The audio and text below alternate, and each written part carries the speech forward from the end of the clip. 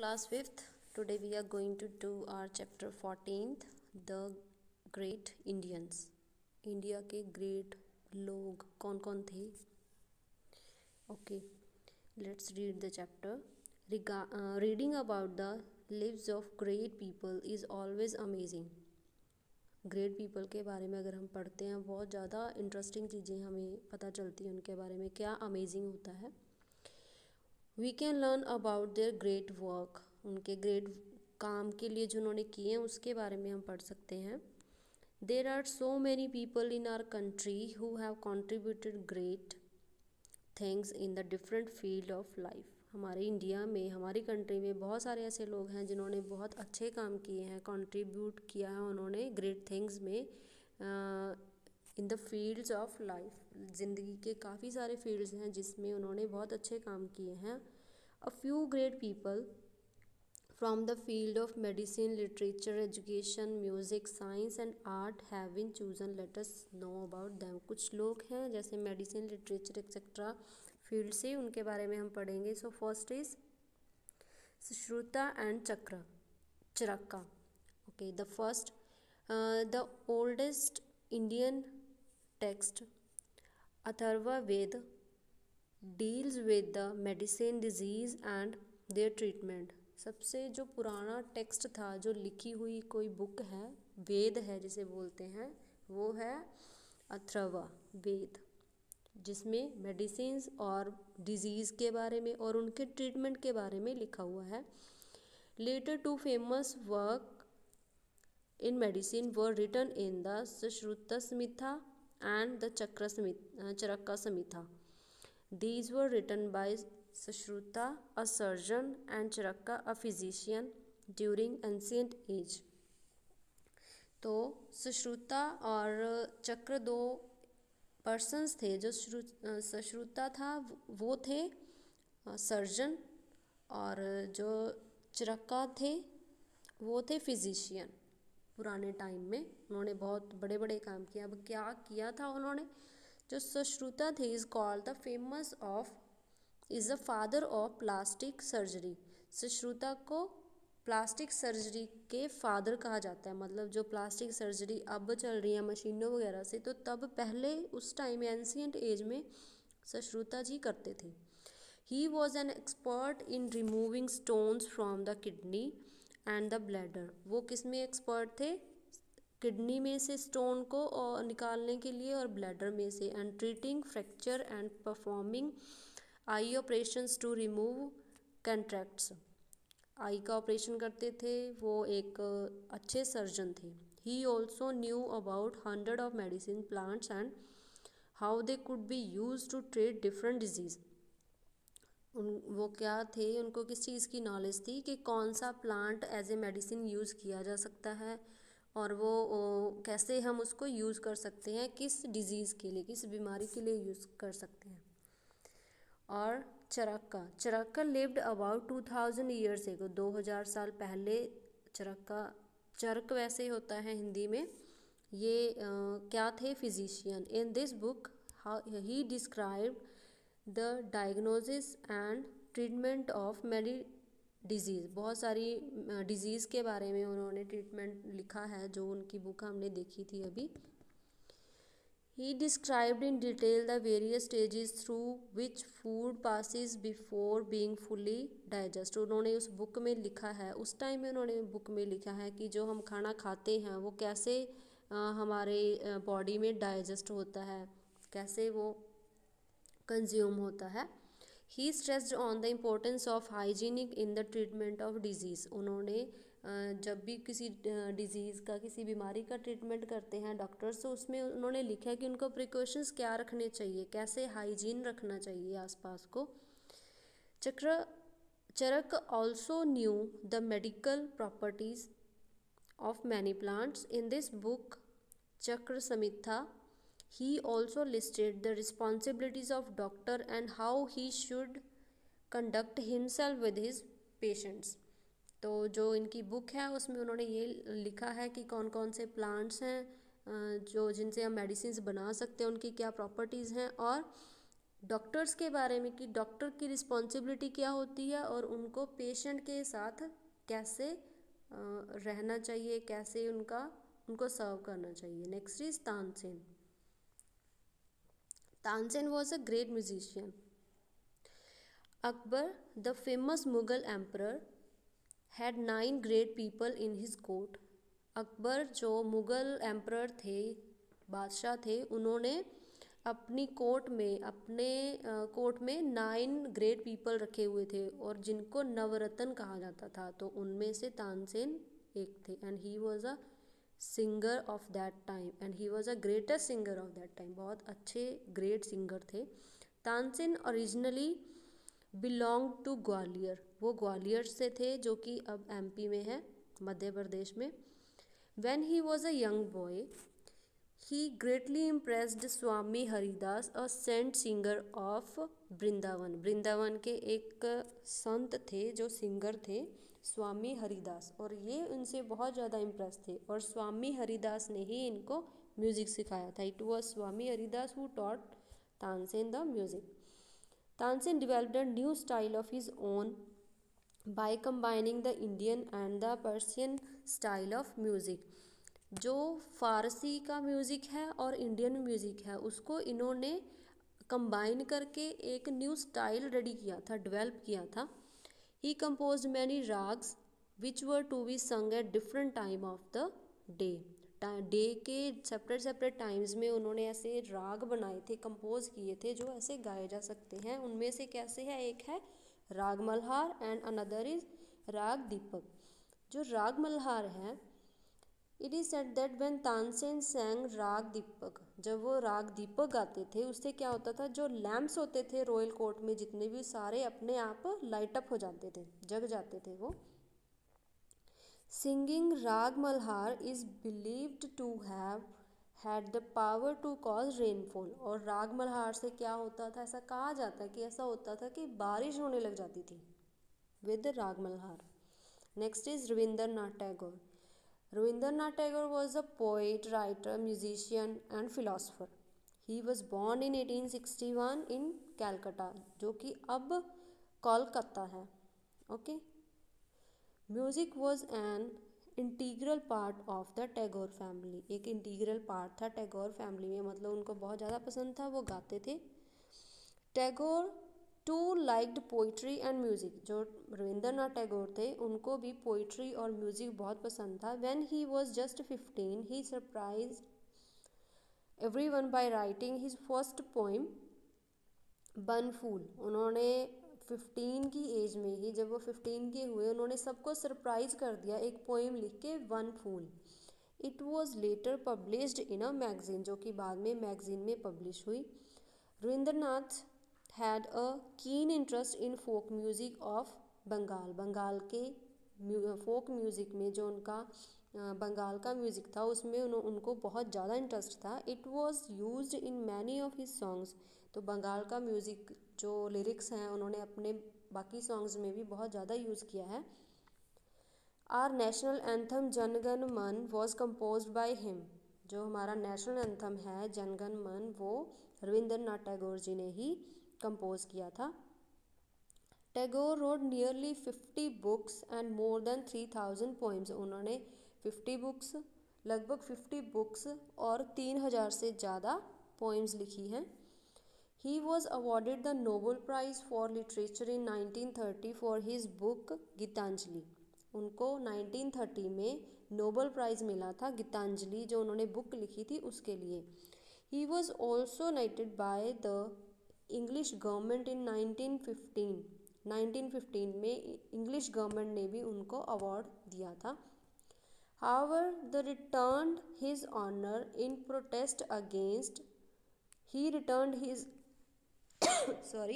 This honour in protest against the Jallianwala Bagh massacre. जब जलियांवाला बाग में वो कांड हुआ था, गोली चली थी, तब उसके प्रोटेस्ट में अगेंस्ट उन्होंने जो अपना नोबल प्राइज़ था वो वापस दे दिया था। जो इंग्लिश गवर्नमेंट ने उनको ऑनर किया था, वो उन्होंने रिटर्न कर दिया था। Tagore was a great educationist. He founded a school, Shanti Niketan, in West Bengal, which is now famous as Visva Bharati, जो कि अब यूनिवर्सिटी बन चुकी है विश्वा भारती। रविंद्रनाथ टैगोर जी ने शांति निकेतन के नाम से वेस्ट बंगाल में एक स्कूल खोला था, जो कि अब यूनिवर्सिटी बन गई है विश्व भारती के नाम से। Kalidas, next is Kalidas. Historians are not very sure about the exact dates when Kalidas lived. Kalidas का जब जन्म हुआ या कब वो रही उसका श्योर नहीं है, बट इवन उनकी थोड़ी सी मतलब जो उनकी पोइम्स हैं उनसे पता चलता है कि किस टाइम में वो रहे होंगे। सम से ही lived 2000 year ago and other से ही लिव्ड 15 ईयर्स अगो। कुछ कहते हैं कि वो 2000 ईयर्स पहले हुए थे, कुछ कह रहे हैं कि 1500 साल पहले हुए थे। What we are sure of, however, is that Kalidas was a great poet and dramatist. लेकिन हमें ये ज़रूर पता है कि वो एक बहुत बड़े पोइट थे, कवि थे एंड ड्रामाज वगैरह लिखते थे। We know this because we have records of his writings. अब हमें ये कैसे पता चला, क्योंकि हमारे पास इनकी बहुत सारी बुक्स हैं, रिकॉर्ड्स बहुत सारे हैं। That's why we know when he मतलब कि वो he was real. Kalidas may have been one of the 9 gems in the court of the king Chandragupta II, who was also known as Vikramaditya. जो कालिदास जी थे 9 James, जैसे अकबर के court में 9 James थे ना, उनमें एक तानसेन था, और यहाँ पे भी चंद्रगुप्त के कोर्ट में कालिदास जी एज ए 9 रत्न थे, मतलब नवरत्न में से एक थे। The king had 9 very clever people at his court. King के विक्रमादित्य के कोर्ट में बहुत क्लेवर लोग थे। These people were skilled in various subjects and the king was their patron. तो किंग उनके क्या थे, बॉस थे, एज ए बॉस थे, वो संरक्षक थे जो कि इनको सबको गाइड करते थे। और ये जो इनके बहुत क्लेवर पीपल थे, इनके 9 रत्न जो थे, तो उनमें बहुत सेपरेट सब्जेक्ट्स के लिए उनमें क्वालिटीज़ फिल कर दी थी। उनको पता था कौन कौन से मतलब स्किल, वो बहुत ज़्यादा स्किल्ड थे। Kalidas road many plays and poems. Kalidas ने बहुत सारी पोइम्स एंड प्ले लिखी हैं। ही रोट इन संस्कृत, उन्होंने संस्कृत में लिखा है। Some of his poems are called mahakavya. Mahakavyas कहा जाता है। Mahakavyas means great poem. महाकाव्य का मतलब होता है great poem. A mahakavya had to contain description of war, nature and politics. महाकाव्य में क्या क्या इंक्लूडेड होता है, वॉर के बारे में, वॉर मतलब जो लड़ाई वगैरह जंग लगती है उसको, और नेचर कुदरत, और पॉलिटिक्स जो राजनीति होती है उसके बारे में लिखा जाता है। The best known of these poems are Raghuvansh, Kumarasambhava and मेघादत्त। ये 3 तरह की जो पोइम्स थी उनकी बहुत ज़्यादा फेमस हुई हैं। The best known of Kalidasa play is Abhijnana Shakuntalam.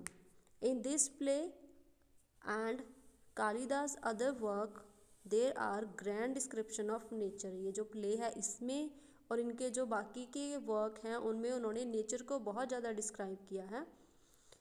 Through his writing we know that he must have been a genius. उनकी राइटिंग से हमें पता चलता है कि वो बहुत ज़्यादा जीनियस होंगे। Kabir, next is Kabir, a great social reformer and poet.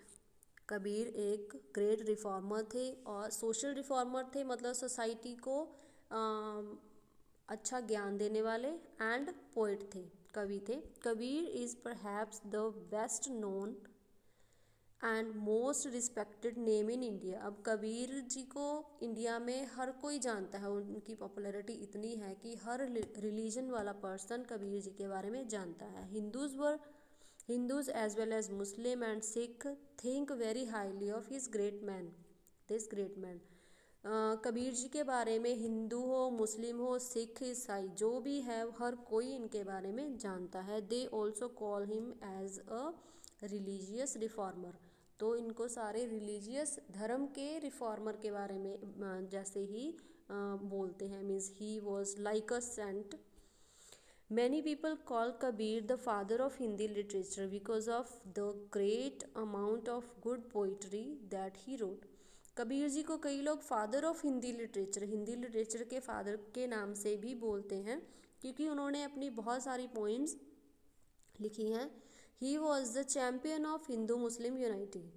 Hindu Muslim unity के वो चैम्पियन थे, मतलब हिंदू और मुस्लिम की एकता को उन्होंने बनाए रखा था. Kabir lived about 500 years ago इन वाराणसी. 500 साल पहले वो वाराणसी में थे. We do not know for sure whether he was born into a Hindu family और a Muslim family, but he knew all about both religions. हमें ये नहीं पता कि कबीर जी हिंदू फैमिली से थे या मुस्लिम फैमिली से थे, लेकिन वो दोनों जो धर्म हैं उनके बारे में बहुत ज़्यादा डीपली जानते थे. He was poor and did not know how to read and write. वो बहुत पुअर थे, इसलिए उनको लिखना और पढ़ना नहीं आता था. He grew up to be a saintly person. Saint मतलब एज ए सेंट वो बड़े हुए और एज ए सेंट ही उन्होंने मतलब अपना पूरी लाइफ है वो स्पेंड की. Kabir compose 100 of दोहाज and couplets. उन्होंने बहुत सारे दोहाज लिखे. He also compose many songs. उन्होंने बहुत सारे सॉन्ग्स भी जो कि गॉड पे रिलेटेड होते हैं, डेडिकेटेड होते हैं, ऐसे बहुत सारे सॉन्ग्स उन्होंने कंपोज किए. He try to show through his poems that Ram and Rahim are same. उन्होंने अपनी पोइम्स में ये बताने की कोशिश की है कि राम एंड रहीम एक ही है. There is only one god. यहाँ पे एक ही भगवान है. And you can call him by whatever name you like. और भगवान को आप जो आपको सही लगता है नाम, जो आपको अच्छा लगता है उस नाम से बुला सकते हो. Kabir made fun of people who pretended to be religious but who had no real love in their hearts.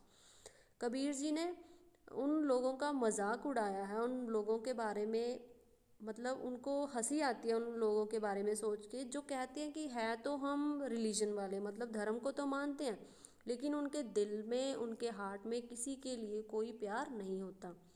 Ashok. Next is Ashoka. Ashoka occupies an important place in the history of India. Ashoka ने एक अपनी जगह बनाई है इंडिया की हिस्ट्री में. He is regarded as one of the greatest ruler of India. Ashoka को India का एक अच्छा और बहुत बड़ा रूलर के बारे में, एज ए बादशाह मतलब उनको मानते थे लोग. He was a great conqueror. वो एक बहुत बड़े विजेता थे. But he gave a fighting once for all. उन्होंने फाइटिंग छोड़ दी थी सबके भलाई के लिए. Ashoka raised Buddhism from a local sect to a world religion. Buddhism को उन्होंने वर्ल्ड लेवल पे हाईलाइट किया था. Ashoka followed the policy of religious tolerance. Ashoka ने रिलीजियस टॉलरेंस की पॉलिसी को फॉलो किया था. मतलब रिलीजन को अगर आप मानते हो, रिलीजन को मानना चाहते हो, किसी भी धर्म को मानना चाहते हो, तो उनकी हर बातों को मानो, चाहे आपके ऊपर कोई भी मुश्किल आए. He taught the world that one should not only love his own religion but also respect the other religion. उन्होंने दुनिया को ये भी सिखाया कि आपको सिर्फ अपने धर्म से ही प्यार नहीं करना चाहिए, बल्कि आपको दूसरों की भी, दूसरे जो रिलीजन होते हैं उनकी भी रिस्पेक्ट करनी चाहिए. Not only this, Ashoka gave the best administration to his subjects. उन्होंने बेस्ट एडमिनिस्ट्रेशन दी अपने सब्जेक्ट्स को, मतलब उनका जो राज्य था उसमें उन्होंने पॉलिटिक्स को बहुत अच्छे से चलाया. कोई भी सब्जेक्ट हो, कोई भी इरा हो, उसमें उन्होंने अपना बेस्ट दिया. He treated all his subjects like his own children and was always ready to serve them. उन्होंने अपना बेस्ट दिया. हर मतलब किसी भी फील्ड को अपने बच्चे की तरह मानते थे, चाहे कैसे भी लोग हों, और उनको किसी भी टाइम उनको अपनी सेवा देने के लिए, सर्व मीन्स कुछ भी हो उनके पास, उनको देने के लिए रेडी थे वो. Not for man all alone but for animals too. Hospital were opened, well were dug and shady trees were grown in the large numbers. उनके टाइम में क्या हुआ था, वो सिर्फ ह्यूमन बीइंग, मैन के लिए, मैन को प्यार नहीं करते थे, ह्यूमन बीइंग को ओनली प्यार नहीं करते थे, वो एनिमल्स को भी प्यार करते थे. उन्होंने हॉस्पिटल्स ओपन करवाए, वॉल्स जो कुएं थे वो खुदवाए, शेडी ट्रीज लगवाए बड़े लार्ज स्केल पे। In fact there was all round development in his region, उनके एरिया में बहुत बड़े लेवल पे डेवलपमेंट हुई थी। Next is sir C V Raman. Chandrasekhara Venkata Raman was one of the India's great scientist in recent time. Recent time में, पुराने टाइम में क्या था, सीवी रमन थे। He was a great scientist, वो एक बहुत बड़े वैज्ञानिक थे। He was born in the small village near Tiruchirappalli in Tamil Nadu. Tamil Nadu में उनका एक छोटे से गांव में जन्म हुआ था on 7 November 1888। Soon after he was born his family moved to Visakhapatnam. जब वो थोड़े बड़े हुए उनकी फैमिली विशाखापट्टनम चली गई।